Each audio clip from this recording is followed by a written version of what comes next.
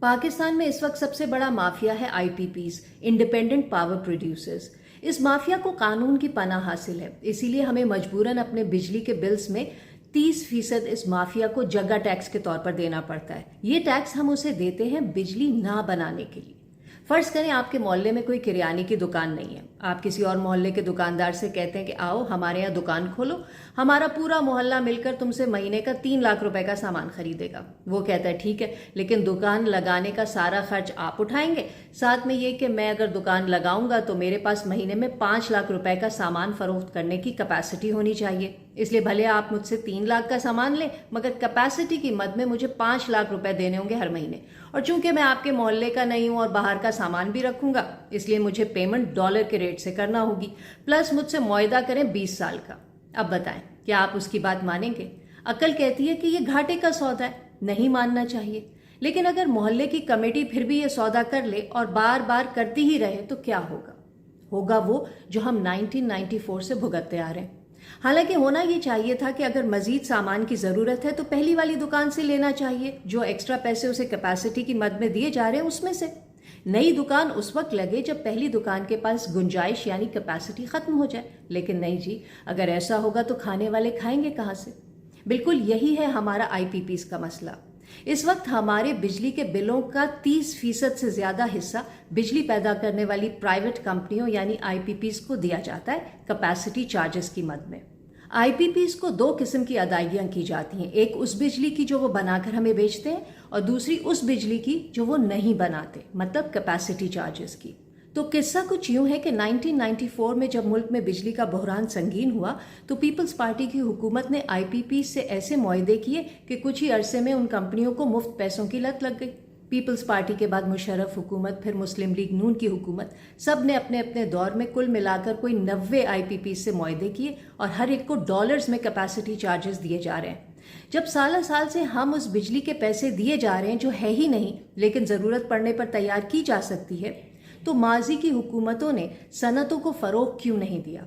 इससे एक्सपोर्ट्स बढ़ती और फॉरेन एक्सचेंज भी। इन आईपीपीज की कैपेसिटी के मुताबिक मुल्क में सनतें लगती तो हमारा पैसा मुफ्त में किसी की जेब में ना जाता, लेकिन ऐसा हुआ ही नहीं। या फिर आईपीपीज की तादाद कम से कम रखी जाती और हर एक से उसकी फुल कैपेसिटी के मुताबिक काम लिया जाता। वो भी नहीं हुआ, क्योंकि हुकूमतों को पता था कि पैसे उनकी अपनी जेबों से तो जाने नहीं है, तो मचाओ लुट।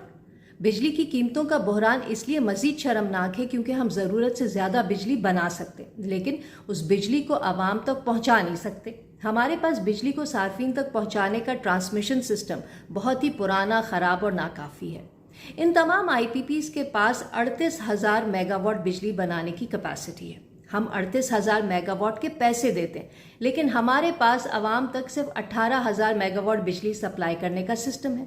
तो जब सिस्टम ही नहीं है तो धड़ाधड़ आईपीपीज से मुआहदे क्यों किए गए?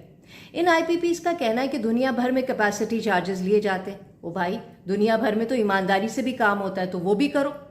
सेनेट की कायमा कमेटी बराए तवानाई के हालिया इजलास में जब 90 में से सिर्फ 3 आईपीपीज के खाते खोले गए तो उनमें अरबों डॉलर की करप्शन सामने आई। 2019 में भी सेनेट कायमा कमेटी रिपोर्ट में कहा गया था कि आईपीपी से न सिर्फ करप्शन और फ्यूल चोरी का पैसा निकलवाया जाए बल्कि उनके असासे भी जब्त किए जाएं। सिर्फ 5 आईपीपी से कोई 40 अरब रुपए वापस लेने की बात हुई थी। सोचे 90 कंपनियों से कितने वापस आएंगे? एक और बात ये सामने आई कि 1994 में जो 16 आईपीपीज थी उनके मालिकान गैर मुल्की थे, तो चलो डॉलर्स में अदायगी तय पाई। बाद में तो सब के सब मकामी थे, तो उनसे किस खुशी में डॉलर्स में डील हुई? इस वक्त तकरीबन तमाम आईपीपीज मालिकान मकामी सरमायादार हैं, मतलब पाकिस्तानी मईशत की कश्ती को हमारे अपने ही डबोर हैं और उन्हें कटहरे में लाने वाला कोई नहीं है। इस रवा माली साल में बिजली सार्फिन को कैपेसिटी पेमेंट्स की मद में 2000 अरब रुपए से ज्यादा देने हैं। जी हाँ, 2000 अरब रुपए हमें उस बिजली के देने हैं जो बनाई ही नहीं जाएगी, यानी आईपीपीज को पावर प्लांट बंद रखने के पैसे दिए जाएंगे। 2013 में जो कैपेसिटी पेमेंट्स 200 अरब थी वो आज 2000 अरब हो गई हैं। अंदाजा लगाएं हमारा दिफाई बजट भी इससे कम है।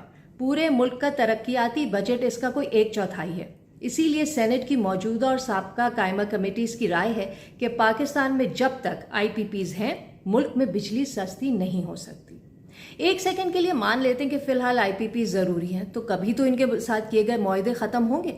1994 میں جو 16 آئی پی پیز لگی ان پر لاگت آئی 60 ارب روپے، وہ اب تک 400 ارب سے زیادہ کما چکی ہیں، پھر بھی ان کے معاہدے ایکسٹینڈ ہوئے چلے جا رہے ہیں۔ توانائی کے متبادل ذرائع سستے کیوں نہیں کیے جاتے؟ دوسرا، کیا آئین پاکستان میں ایسی کوئی شک نہیں ہے جو کہے کہ حکومتوں کے عوام مخالف فیصلوں کو چیلنج کیا جا سکتا ہے؟ موجودہ صورتحال اگر نیشنل ایمرجنسی نہیں ہے تو اور کیا ہے؟ اربوں روپے کمانے والی آئی پی پیز کوئی انکم ٹیکس بھی نہیں دیتی۔ نوکری پیشہ لوگ 35% انکم ٹیکس دیتے ہیں، یہ کمپنیاں کچھ نہیں دیتی، ان کے معاہدوں میں انکم ٹیکس کی چھوٹ دی گئی ہے۔ اسے کہتے ہیں سیٹھوں کی لاٹری لگنا۔ 1994 میں ڈالر 30 روپے کا تھا، وہ آج 330 روپے کا ہو گیا ہے۔ ایک ٹی وی ٹاک شو میں ماہر معیشت مزمل اسلم بتا رہے تھے کہ پی ٹی آئی کی حکومت نے 27 آئی پی پی سے معاملات ریوائز کیے اور ڈالر ادائیگی کو 148 روپے پر فکس کر دیا۔ اگر ایسا نہ کیا ہوتا تو آج ڈالر جہاں ہے ہم تو مارے جاتے۔ کیپیسٹی چارجز آج 30% کے بجائے 60 یا 70% ہوتے۔ اس مسئلے کے کئی حل ہیں، ماہرین معیشت اچھی سے اچھی تجویز دے رہے ہیں، لیکن پتہ نہیں انہیں کوئی سن بھی رہا ہے یا نہیں۔ ایک ماہر معیشت ہے عمر خان، ان کی رائے ہے کہ بجلی پر ٹیکس کم کر دیں تو بجلی کی ڈیمانڈ بڑھے گی، اس طرح کیپیسٹی چارجز کم ہو جائیں گے۔ ٹیکس بڑھانے سے بجلی کا استعمال کم ہو جاتا ہے، جس سے حالات مزید خراب ہوتے ہیں۔ دراصل بیشتر عوام کو بجلی کے معاملات سمجھ ہی نہیں آتے۔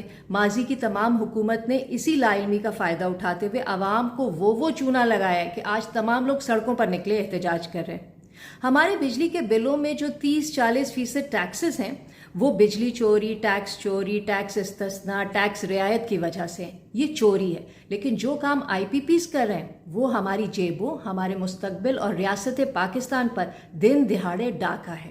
ایسے ہی ظالمانہ معاہدوں کو جواز بنا کر ایسٹ انڈیا کمپنی نے برصغیر پر قبضہ کیا تھا۔